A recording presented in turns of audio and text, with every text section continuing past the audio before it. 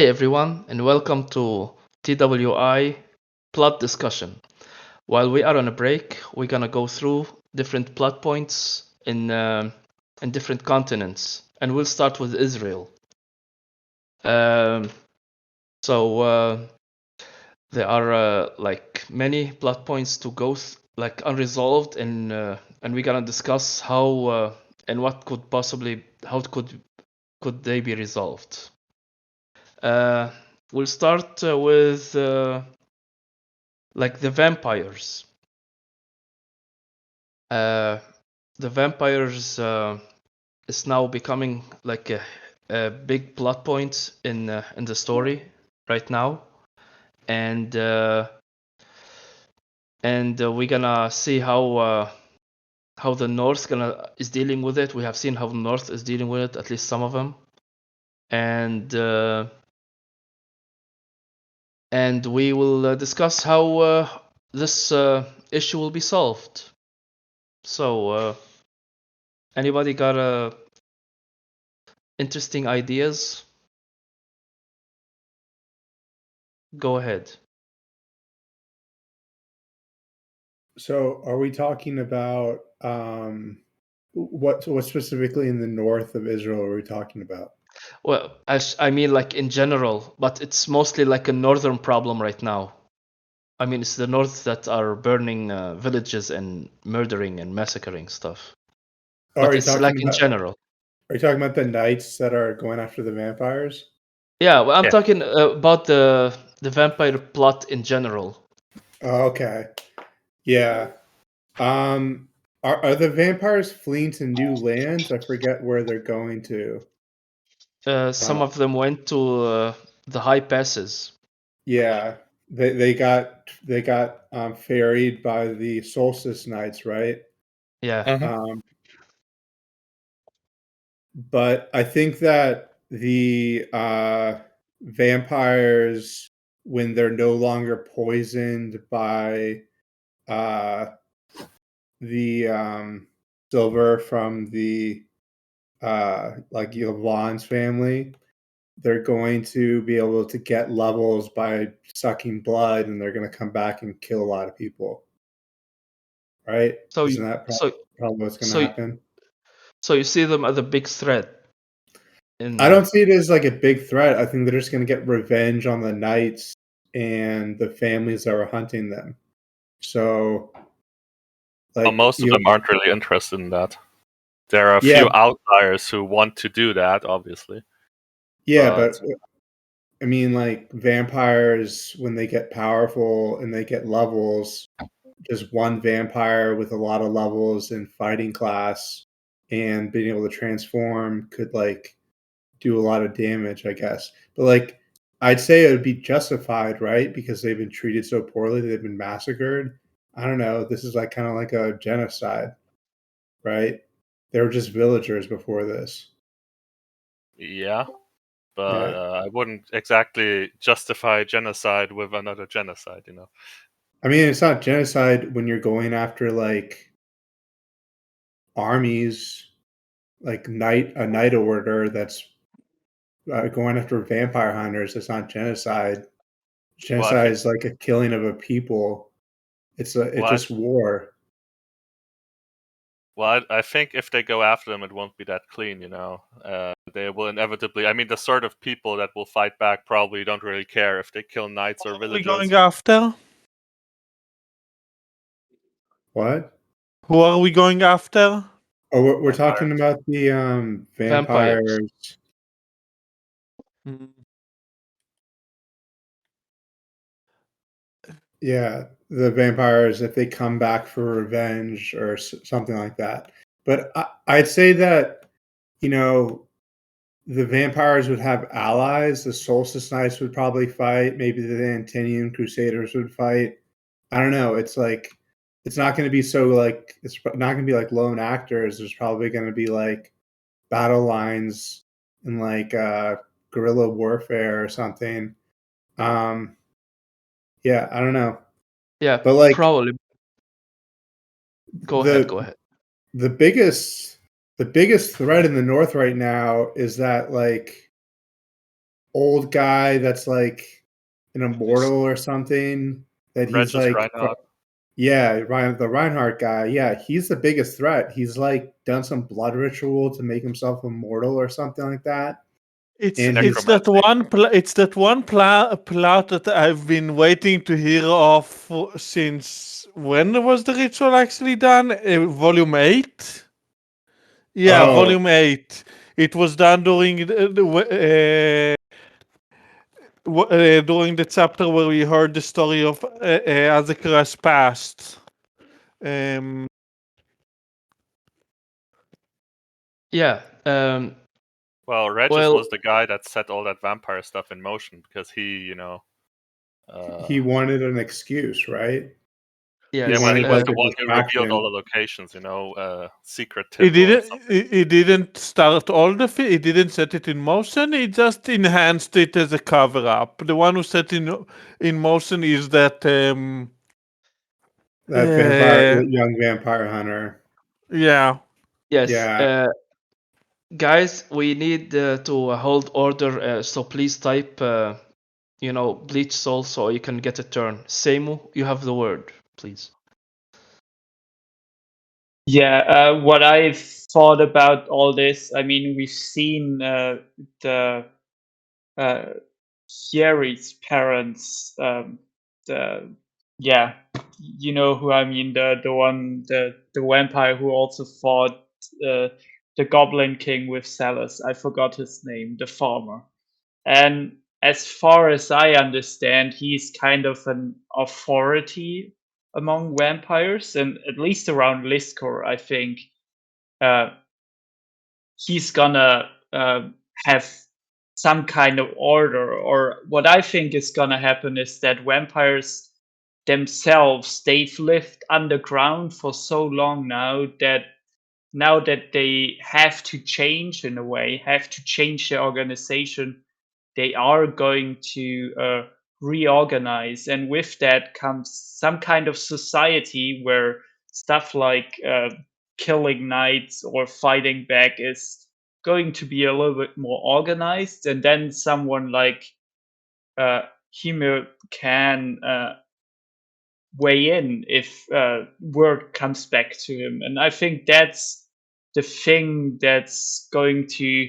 It's less about what happens to vampires at and more what vampires do themselves that we're gonna see in the story moving forward, and that it's definitely not going to be a clean monolithic thing what they're gonna do, but a more like some internal struggles. I think we've seen that a lot with the Wandering, and that we've seen really the contradictions within certain factions or the problems within organizations. And I think the vampires are getting there to be that. Thanks. Thank you, Seimu. Just a question, like for all of you. Do you think other cities like Palace will try to force vampires into their irregular army, or what will happen to the vampires in Palace?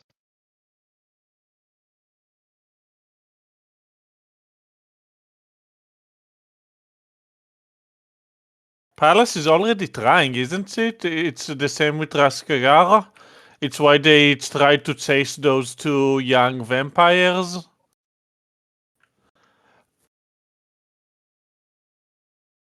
Yes, that guy said Palace gonna recruit themselves some monsters. Yes, Mr. Europe, you have the floor. Yeah, I mean, Palace is definitely the one that's easily available since the vampires are almost entirely coming from the north and then avoiding cities. Palace is the only one that has easy reach to them. But I mean, as we've seen, Palace is also incredibly incompetent at the moment, especially regarding the vamp, and has already outed themselves as being dangerous to vampires. So I don't really see it working out very well in that project. I mean, I think they have their hands full with the not turning the Roskar situation into a clusterfuck. Yeah, I do agree. They are quite incompetent at the moment. Any more comments about vampires before? Yes, Red Inkwell. Go ahead. Yeah, I think that Yovan will, when she comes back to Israel, will be like a key figure because she has a silver steel arms, and she's like probably the biggest threat to vampires because those arms of hers would probably kill them just by contact, and like she's part of the family that poisoned the vampires. So that's just something to watch out for. Although I don't think she's going to be willing to do it, rather more to just protect her family when the reprisals come or something like that. Yeah, I don't know. Good point. Any more discussion about the vampire, or we can move on? All right, so we'll move on to the next plot point in Izril, which is gonna be the turn scale I wrote. So we know with Salis and his and Oniva, it's gonna become a major plot point to the Drakes because they are unaccepting of turn scales. So how will that plot play, and who gonna play like a major figure in it? We'll probably talk about Rose and Oniva, probably others also. So any kind of idea? Red Inkwell, go ahead. Yeah, I think the biggest thing for stuff like this is the younger generation, because the older generation is set in their ways and it takes like a younger generation to change their minds. So in terms of like changing the younger generation's mind, you could do it through football or soccer, and you could also do it through Gary because Gary's so influential with children. Um, that's like a relatively recent plot point where Gary is like Santa Claus, and every child in the world knows his name.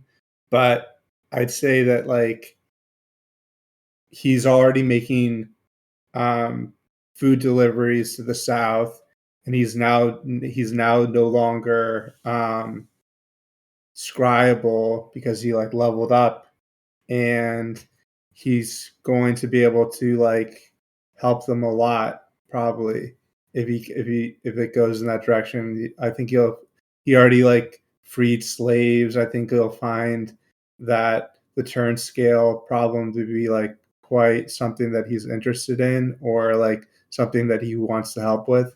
So I just think that's interesting. Yeah. I didn't think of that part about Gary. Good point. Mr. Europe?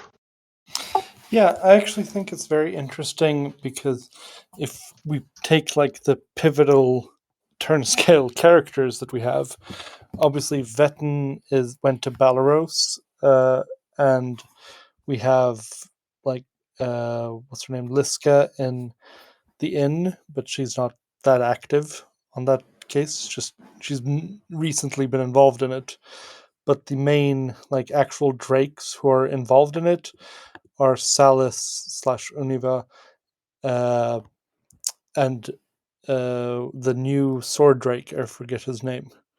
Like that feels like that's what's put, and of course Zell's sister. Like those are the three drakes that I feel are actively pushing this, and of course two of them are military aligned. So I think it's while the Gary thing might help, I feel like it's going to be more like Manus focused somehow. Like that's going to that's going to play a pivotal role in that whole plot, like how it's going to go forward.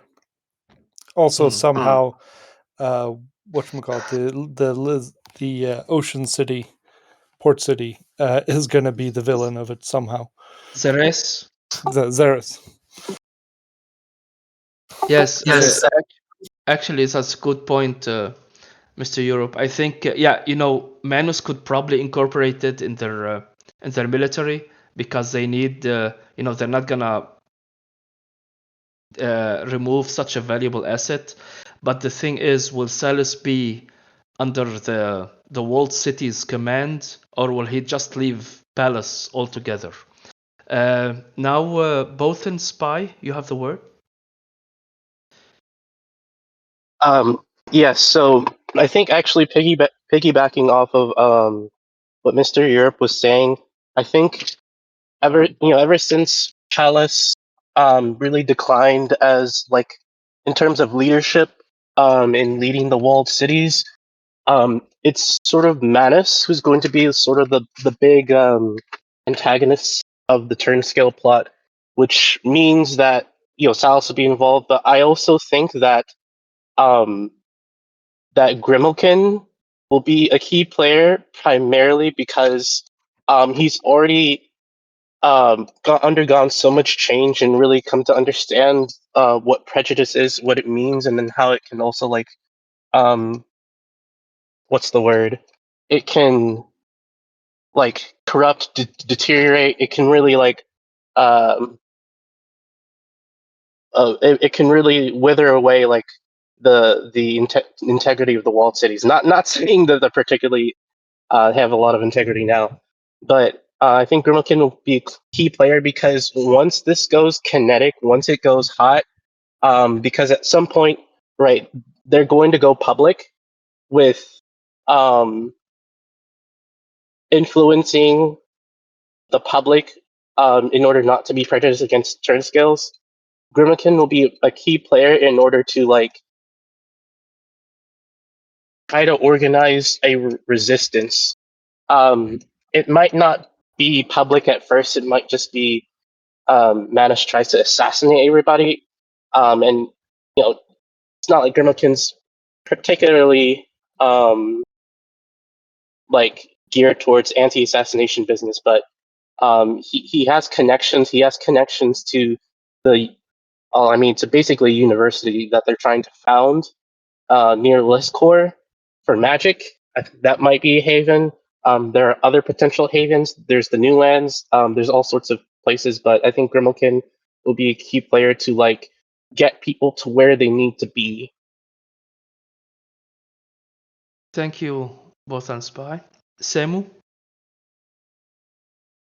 Yeah, I'm a little bit more on the track of who's gonna be the key players here, aside from the ones mentioned. So we know there's Salus, obviously, and he's the driving force of getting chapters on the whole turn scale business. And I think with the recent developments with Aaron, that's going to be the timeline a little bit. That whenever Salus is ready to take on Palace and Aaron gets back, that's when the whole plot line is going to come to an not an end, but where there's gonna be the next big conflict.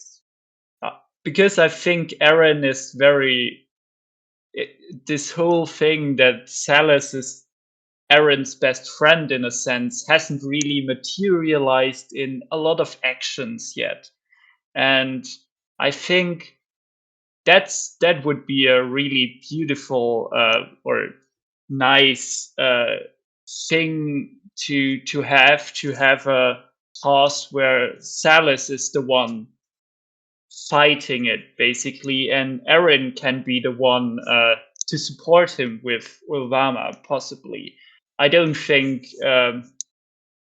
the other characters that were mentioned are as meaningful to the story in on that issue than Aaron and Salus are together, and maybe Ulvama as a maybe Aaron and Ulvama come as a package deal to help Salus. And I think that's what I think less about. That Aaron would be when Eren gets back to Israel, that's when this plot point is going to be one of the ones that gonna be resolved. Well, I'm gonna be pretty anxious, to be quite frank, if Eren gonna involve if Salis doesn't solve it. Like he should be the spearhead to solve it, since he's been like the primer motus for this kind of for the plot. Red Inkwell says, written, if General Shirka becomes a leader in Palace, then Salis saved her as a child, and she would change the policy if she had a shot at it. Also, the Western broadcast would be a great place to get the discourse going worldwide. Dressy is sympathetic. Shot, you have the floor. Yeah. I think actually Manus is gonna be a supporting villain in the Turnscale plot. I think with Ilveris abandoning Eren's request to help them, the old guards of his city, his father and his friends, are actually going to be the main villains for the Turnscale plot. Because hey, drakes are hard to get out of into new habits, and old people are even harder to get into new habits. Combine the two, you're gonna have the ultimate obstinate people. Yeah, I kind of agree with you on Manus, because I think they're gonna use him as they're gonna see him as a military asset, and then they're not gonna dispose of him because of sexuality or gender. Mr. Europe?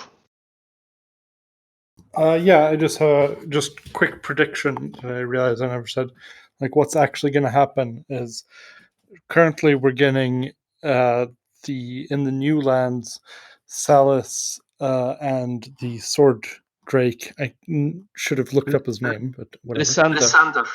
Lysander, yeah, are under Zel's sister, and they're probably gonna they're gonna have a big adventure, become real famous, and that's gonna lead directly into this whole plot. And then the actual struggle, I think, is very hard to tell the villain. I just said Xeris because they're always a good bet because they suck. But the problem is that we've been getting all this dragon speaker development with Gary about maybe don't be a stupid idiot with them, and yet we still see all the Drakes sending out their stupid idiot parties to stop people getting fed for their pride. So honestly, when this whole plot kicks off, it could literally come from anywhere and everywhere. Because the antagonist could not be spearheaded by anyone. It could just be angry Drakes from everywhere. That's kind of the vibe we got here with Gary's food deliveries. It would be interesting if that was more the plot for this, that it wasn't just a villain that's doing the homophobia. It's actually a more societal force. If Pirate managed to pull that off, I think that would be more impressive.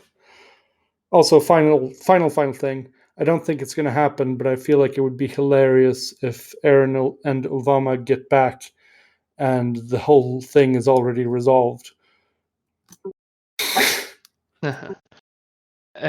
Yeah, but I kind of agree. I think Lysander might be the key for Salis to just say screw the walled cities for their treatment of people, and he could just leave Palace.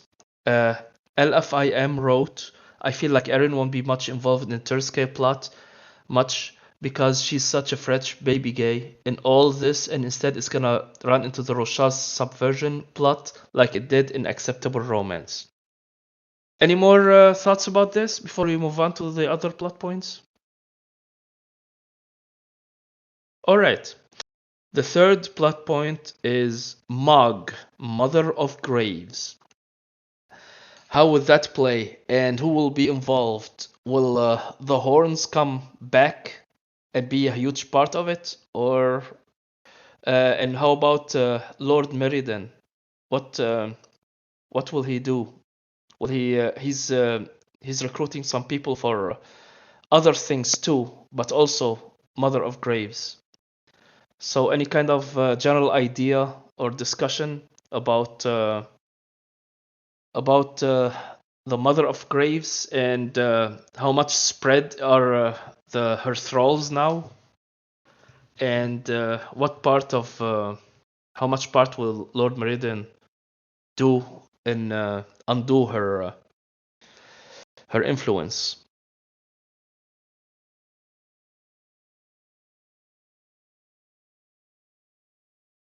Samu, go ahead. Yeah, I've just one quick comment to make. So I think definitely Mirrodin Moore is gonna have his hands deeply into all this thing. I think that's his big trauma in his other life. But it's also what I'm like sleeping on for months now, since the Palace of Fates arc basically, is what Calrus' role is gonna be, because if there's anyone who's infected and is kind of high level or really tanky, then it's Calrus. And somebody, I think, what Mirrodin needs to do is surprise Calrus and heal him, and then those two are gonna be the spearhead who's gonna go into the tomb when it's all going down. There's probably gonna be a lot of other supporting characters, and Sevara, for example, might play a big role or something like that. But I think Calrus would make a really good spearhead with Mirrodin Moore, and Mirrodin is gonna plan this whole thing out, how it's going to go down. Thank you, Samu. Red and Quill. Yeah, I was just gonna say we can't forget about Mersha.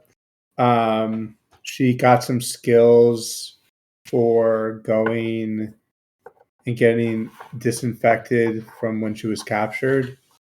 She got like some kind of like parasite cleansing skill or something like that. I don't remember exactly what it was, but she's like also pretty high level for how old is she? Like 8 or 8-year-old. 7? She's She's an 8. 8-year-old. But like in human years, she's older because like every in world year is like 16 months. I don't know. Gets a little confusing. But yeah, she's like level 24 or something. And she's probably going to level up more. It's going to be really interesting. Yeah, and also Gary's bread, which kills pests, might also cleanse infections. I'm not saying that's like what's going to happen, but I'm saying that's something that could happen. Yeah. All right. That's actually a great point with Gary's bread. I there is this, and there is that innkeeper with Seaborn, who has also that kind of disinfectant skill or something like that. I mean, they all might play pivotal role. I think the Antinium also will play a huge role in defeating Mog, probably. And I do hope like that the Hordes will come back and play also a huge role, because they have a history with the dungeon. Both and Spy, you have the word. So I think this plot line is going to be influenced by the list core elections. I think it's pretty clear. It's been clear since the beginning of the volume that like anti-Aaron sentiment, which was already running pretty high. And what I mean by Aaron sentiment, I mean every all those sort of changes she's been ascribed to have brought to list core, even if it's not her fault. Um, that's been a running thing since the beginning of the volume. People blaming Aaron for everything that went down. So perhaps what's going to happen is the sort of like the new guard, the Kirsha Lism like faction will narrowly lose the elections.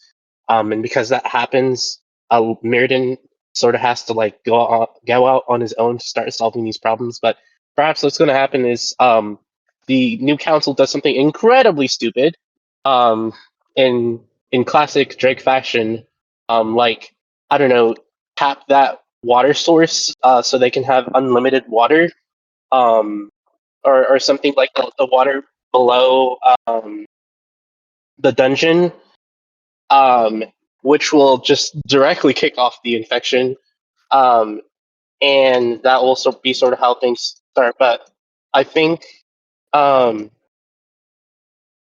the task force Meriden is putting together will have to include some more people from the north. So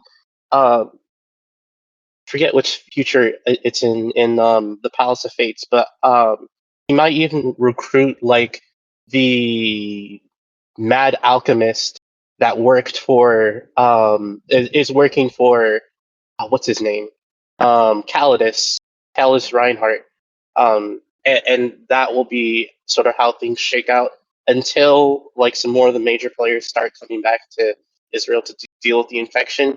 But in terms of who's already infected, I have no idea. I think this will primarily be an Israel plot, but like the mother. Oh no, she's capped by distance. Yeah, I think she's capped by distance in this timeline. But yeah, others can clarify that. I see. Yes, thank you, both and Spine. So I'm just wondering how much the infected have spread. Have they spread all over the north or all over the south, or are they just like are they just in specific areas? So far, we don't know much. All right, any more comments about this? LFIM wrote, Ghost Hellrock has one more miracle in the tank. Yes. We'll move to the next plot point, which is the new lands. Should be like a huge plot point. So we have multiple characters now in new lands. We have Ilaz, Salis, Oniva, Torin, and Rags and her goblins are going there. So it's gonna be like a huge plot point there. Also, the gnolls, the effect on the gnolls, the new lands effect on the gnolls, gnoll tribes and stuff. So, any comments about the new lands and what kind of plot will they get? Would they find some? I mean, there are already like some treasures and thief bones and probably some mythical artifacts and stuff like a part of the Heartflame breastplate or a part of the Heartflame armor is down there, at least according to theories. So any kind of theories what will happen there, and how would character meet, interact with each other, or yes?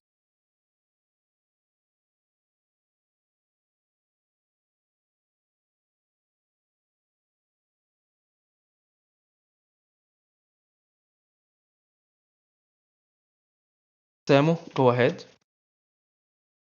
Yeah, I think so. The big danger, besides the new lands themselves, seems to be Askerash, and I think despite all the people you've named being there, there's not really one faction that can stand up to him, and there's really a big question mark for me in the story, because there's really not a big enough opposition against him, because he in the new lands he can just snipe one group after the other, and besides the Drake forces, there isn't really any army who could give him even a slightly bit of pause. And I think even the Drake forces aren't that great if Salas wouldn't be there. So yeah, I think there's going to be. I don't think there's gonna be a confrontation with Askarash in the new lands because there's just not the momentum for an opposition against him. But I think the next big plot point might be that that Tuln the Mithril will gonna land in the new lands, and then we're gonna see a shakeup of what every big power or group who's is around there is gonna do, and how the power dynamics in the new lands are gonna be. And I think that we're gonna go away from the settler phase to the basically big power phase. And as soon as Torm lands, there's also a possibility to fight Askerash if it's necessary. Thank you, Samu. And yeah, Askarash is there. It's like a big problem. Also, like Terendri have sent like an invasion army. Yeah, I mean, now with having accessibility to cleanse the earth so they can do agriculture, so I think more people might be colonizing the new lands. Also, I'm actually looking forward to see more magical creatures in the new lands beside sword crabs and land sharks and those flying fish that attacked Lara and her inn.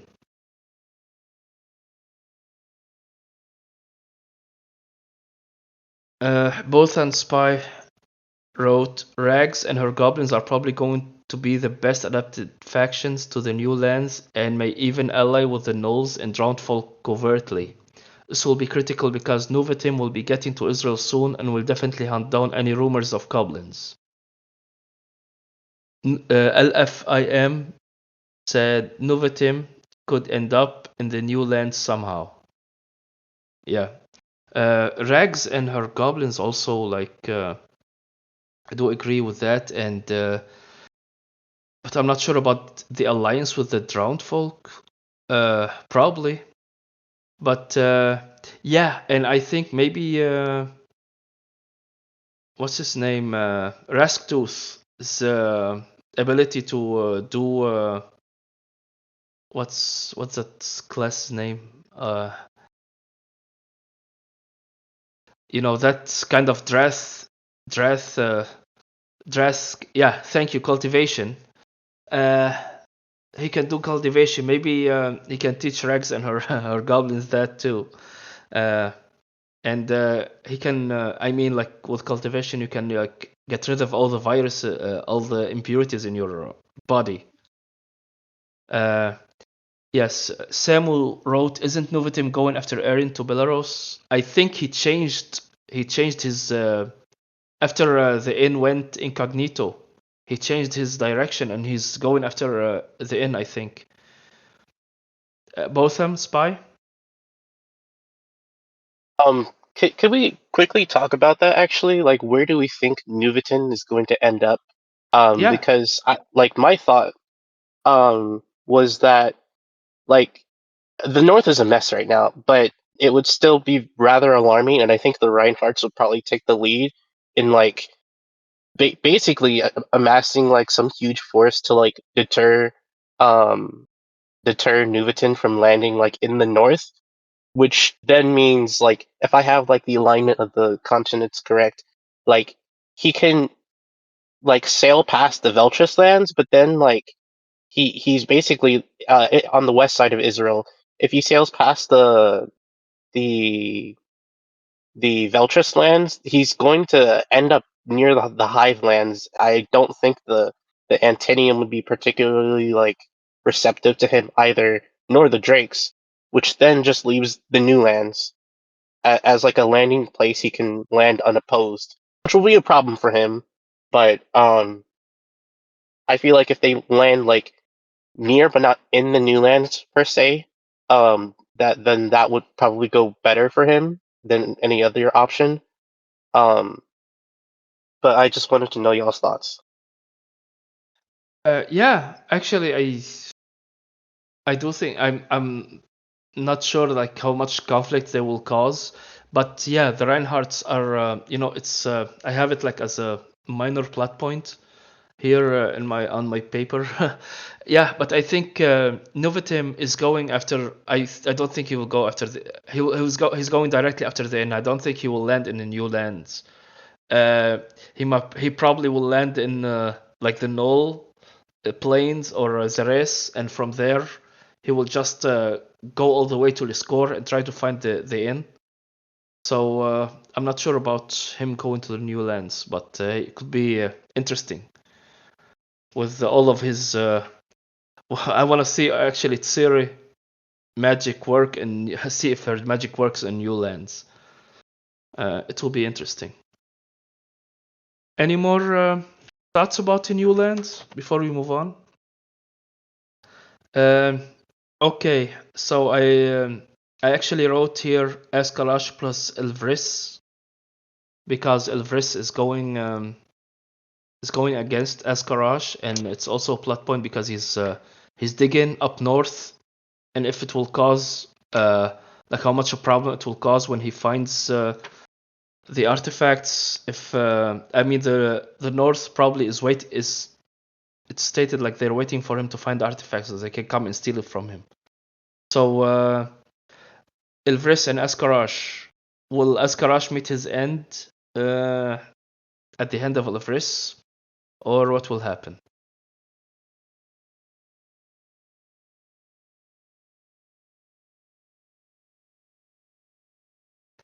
Mr. Europe? I feel that if Azkarash dies, obviously, like that would Ilvris would be the main person involved in all of that, but it feels like we're not remotely set up for that right now.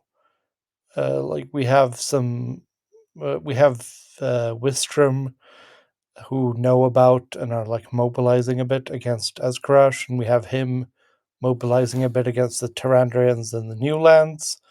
But I feel like we haven't even started that conflict. For it to happen anytime soon, it would basically just be Azkarash popping out of nowhere with like "yeah" and getting killed.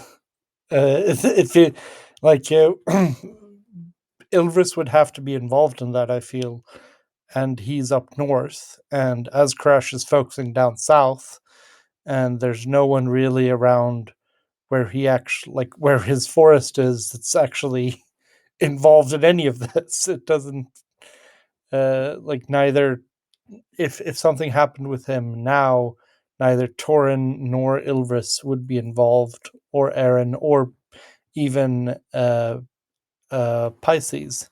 So it doesn't feel like we're at all set up for a Azkarash plot. Yeah. If something happens with him, it's probably going to be very late in the story. Yeah, well, I didn't mean it right now. I was thinking like in the unresolved plot. It's also like Ilvris trying to kill him and everything. But that's a great point. Great point, Mr. Europe. LFIM said he's also digging for Seath. Like Askarash, which is going to set off a hot mess if the Chosen react like Torin did. Yeah, that's actually a good idea. And I don't think they have the willpower like Torin to reject. But I'm not sure if they can become like that, because like Torin is special, but I'm not sure. Botham Spy says, I think Askarash will survive for a while. I agree with Mr. Europe that nobody is high level enough to oppose him directly. I think it might happen after the City of Stars is found or the Hot Flame set is acquired. Yes, that's also a good point. But you know what? When I wrote these, it's not like these plots gonna be resolved like next day or something. It's just unresolved plot points in Israel. But yes, thank you for your comments. It's really quite good. Next plot point, we have the hives.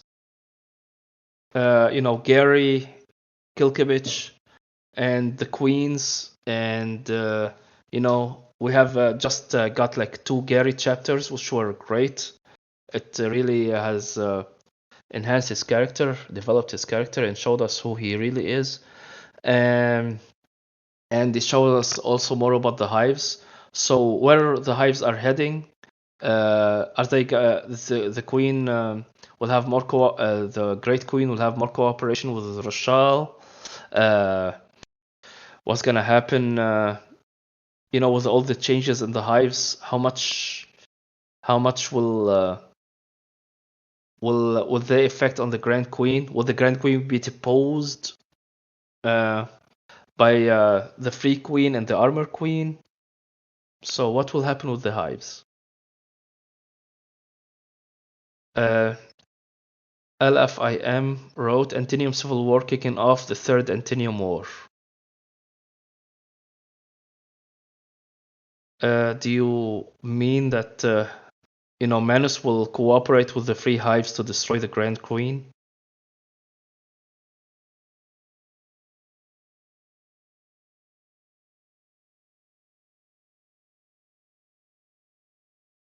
Red Inquill? Yeah, I think the main thing that was causing the schism was the fact that the Grand Queen was turning to Rochelle and using slavery and selling Antinium to Rochelle. But Gary solved that by tricking her into thinking that she loves to eat slaves. So she's not the biggest traitor to the Antinium at the moment. It's probably the Flying Queen, who is like high level, but also like very irresponsible in the managing of her hive. And she's against the key point of the Antinium, which is to fight the gods, and she allied with a god during the solstice. So like once that comes to light of what exactly she did, that's probably going to be the main problem the Antinium have with each other, especially since the Armored Queen is now telling stories of the homeland and basically the fight there, what they're trying to fight, which is fighting a god. The fact that the Flying Queen allied with a god and she didn't actually bring back any queens from the past. They don't have any memories. And the hero that she brought back is really just Piver reincarnated in a new body, and he's like depressed and shit because he like feels bad about what he did. So if the Grand Queen has a breakdown with Rochelle because she's trying to buy slaves to eat them, then or the fact that like all the slaves that she buys are getting freed basically by Gary, then the biggest problem that Antinium have with each other is going to be the Flying Queen, and that's probably the way things are going to go. Yeah. Good point about her the Flying Queen cooperating with the gods. Yeah, it's like the antithesis of who they are and what they're doing.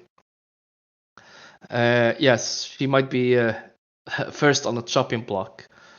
Botham Spy?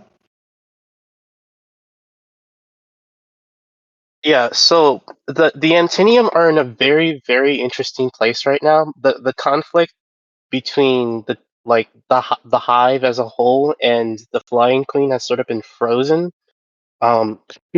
Excuse me, has been frozen, but in general, that's still like a ticking time bomb, and along with the Grand Queen, because she might end up like clarifying that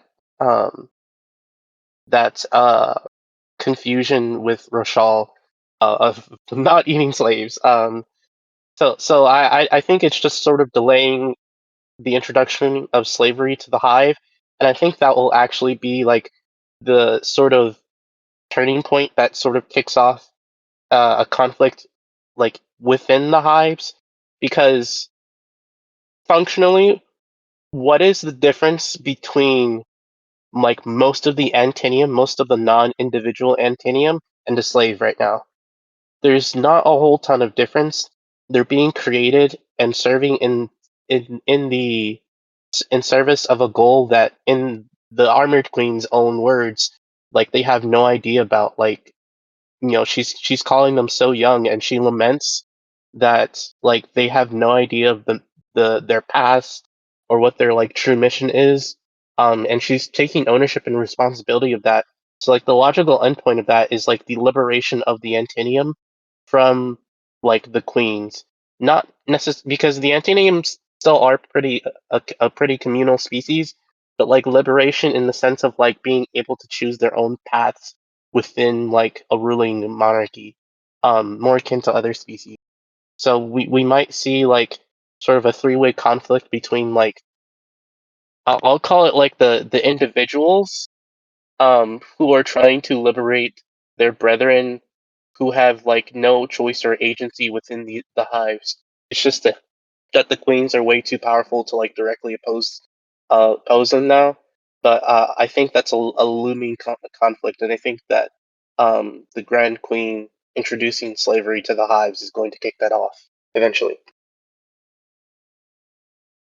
Good point. Yeah, I do.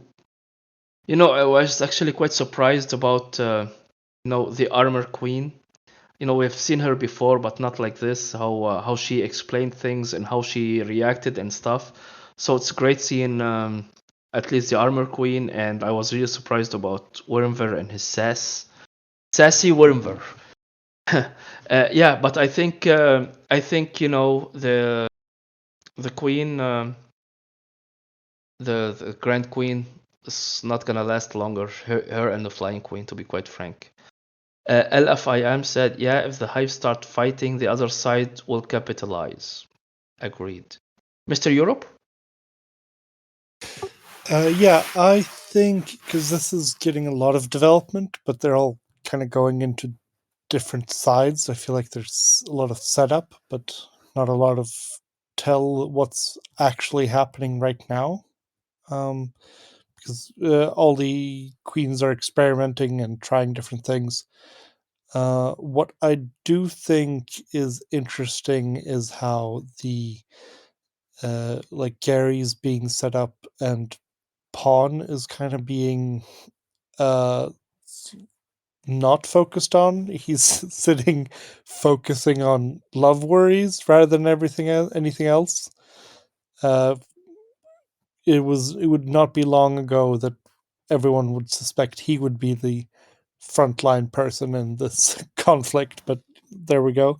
So I feel like we still have a ways to go to like get this plot going, and it's hard to tell what can happen between then.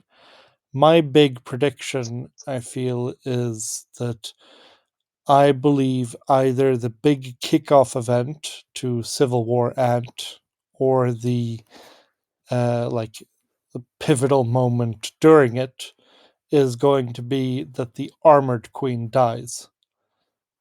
And that's my big tinfoil prediction. I feel like it's unfortunately the only basis for that. Yeah, the only basis I have for that is that she's too nice and wholesome. Mm. And she's crippled of body and 2 weeks away from retirement. I'm hoping like Pawn or Gary Spread will fix her, because she's like, it's to be shamed if she dies, to be quite frank. Thank you, Mr. Europe. Shot says the hives felt a full Eustasis network of thousands come from the score when everyone reached out to try and save Anand's soul, and nothing changed after that. So I doubt anything will truly change anytime soon. Nobody says, I don't think Rochelle will actually care about feeding slaves to the Grand Queen as an idea. Botham Spy says, it was nice being here. Gotta go. Okay. Thank you. Thank you for joining us. And now I think we're gonna talk maybe the final point about the Knoll tribes, Arima, and what's Arima gonna do, and what are the Knoll tribes like future plot points. So I think the Arima is going to Salazar to meet with with the group of white gnolls there.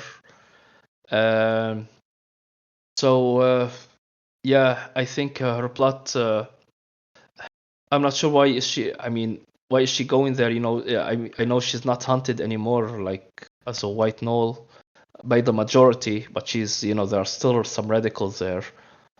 So I was hoping she would do something different, like go to the Gnoll tribes. Mr. Europe, go ahead. Yeah, regarding that, I feel it's going to be interesting because, of course, Ilvris and his sister are both gone from Salazar, and so it's going to be interesting, like what she's actually going to end up doing there.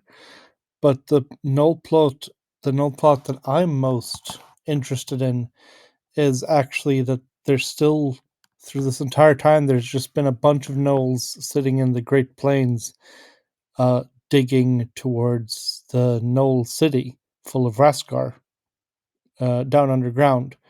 I feel like it's been going on for a while now, and it's without any kind of update or hint. And at this point, it's just we could cut over to that, like literally any chapter, either now or in like 3 volumes, and just suddenly, oh, there's now a horde of Raskar pouring out and eating the world, or recovering the Knoll city, or like there's a big just sword of Damocles that's just waiting. Yeah, I can see what you're saying. I think it's I really like the idea that gnolls are still staying there in like a huge community, just for protection and just development, because like gnolls are on their weakest right now, after the Civil War and the war against Drakes and stuff. So it's great for them having sitting there still in the plains and developing and and going stronger, because I don't know, among all the races, to be quite frank, gnolls seems to be the most decent ones. Yeah. LFIM says Arima's going to Salazar puzzles me. Where and Eric are there, but it almost feels like she's being shuffled off. Yeah, I do agree. I'm not sure why is she going there. I think it will be maybe better served if she went to the tribes. Any more discussion about? Anyone has any idea? Any more? Any thoughts about Knowles and Arima?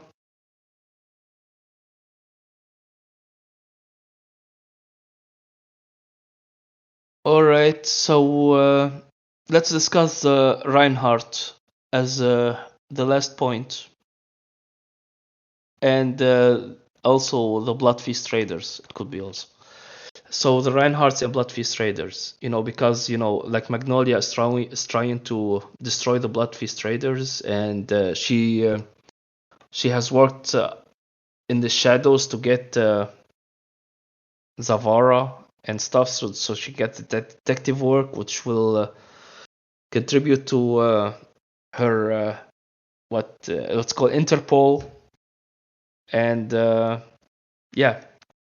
So any thoughts about the Reinhardt's conflicts and the Bloodfeast traders?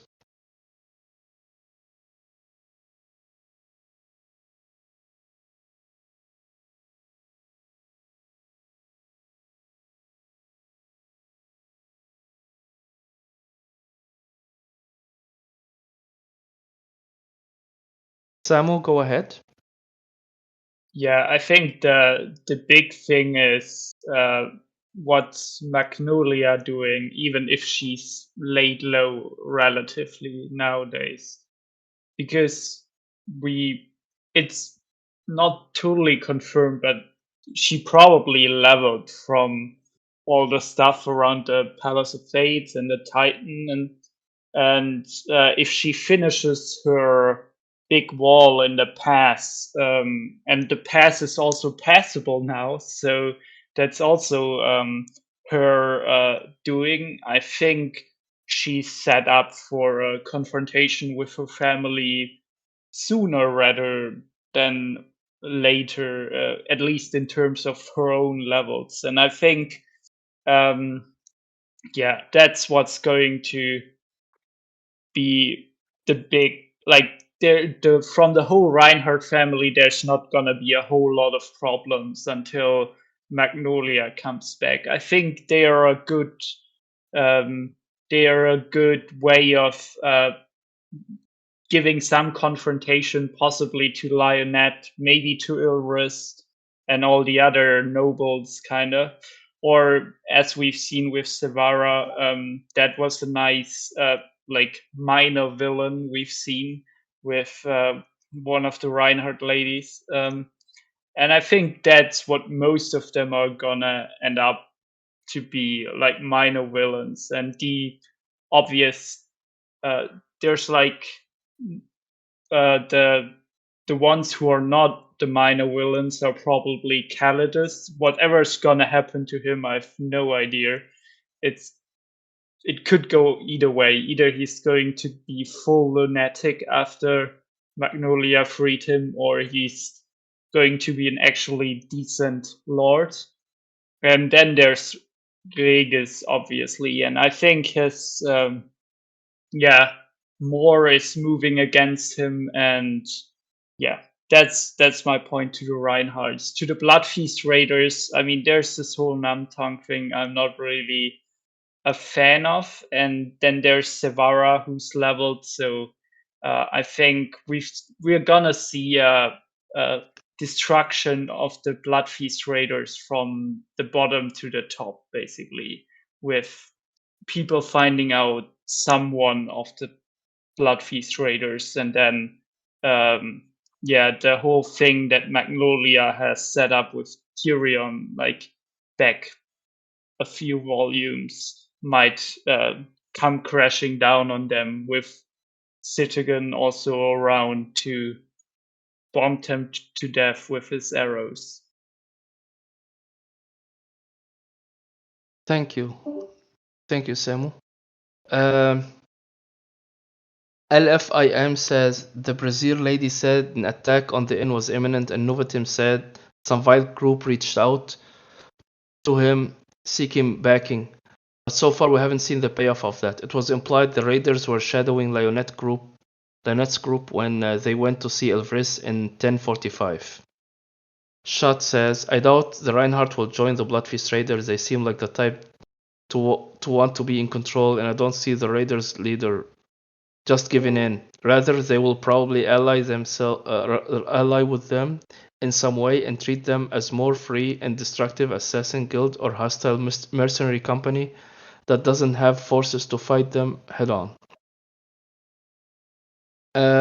Yes. So, well, I'm saying with regards to Reinhardt, I think like it's gonna be also like a Reinhardt civil war, and Magnolia and what's his name? I can't remember. The guy who used to drink a lot and who has the assassin guild under him now. Yeah, they will win, and she probably gonna bind them again with her skill. Calidus, yeah, thank you. And I think she will bind them again with her skill. So yeah, that's yeah. So that's what will happen, I think. With regards to the Raiders, the Interpol is gonna play like pivotal role in just like dismantling them. Probably Namtang will play also like a pivotal role in dismantling them. All right, that's all the plots that I've written. Any other like plot points that I forgotten or haven't mentioned? Like there is the Terriarch, and the Hagris Order plot point, and there are like the Mimic, Persua. There are plenty, but we have reached almost the end of recording. So if there is any important plot point that you want to discuss, please write it, and we can discuss it before ending the audio. Oh yeah, the inn has cars in development too. LFIM says, yeah, the technology leap is gonna be quite important. All right, thank you all for joining me in this plot discussion. And next week we'll have Terendria and Chandrar.